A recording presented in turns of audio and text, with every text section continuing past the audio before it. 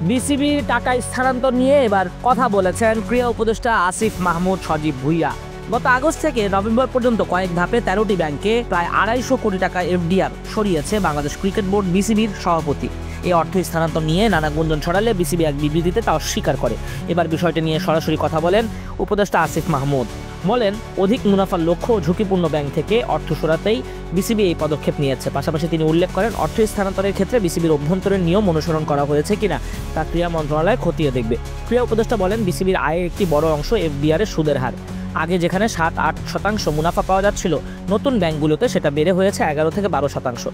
এছাড়া তিনি জানান, যেসব ব্যাংক থেকে অর্থ সরানো হয়েছে বাংলাদেশ ব্যাংকের তথ্য অনুযায়ী সেগুলো ঝুঁকিপূর্ণ ছিল এবং সেসব ব্যাংকের প্রতি হলুদ সংকেত দেওয়া হয়েছিল। তার ভাষায়, কেউই চাইবে না নিজের অর্থ ঝুঁকিপূর্ণ ব্যাংকে রাখতে। এ প্রসঙ্গে তিনি আরও বলেন, বিসিবির অভ্যন্তরীণ নিয়ম ভঙ্গ হয়েছে কিনা তা আমরা খতিয়ে দেখব। ফাইন্যান্স ডাইরেক্টরের অনুমোদন সহ প্রক্রিয়াটি যথাযথ ছিল কিনা সেটাও পর্যালোচনা করা হবে।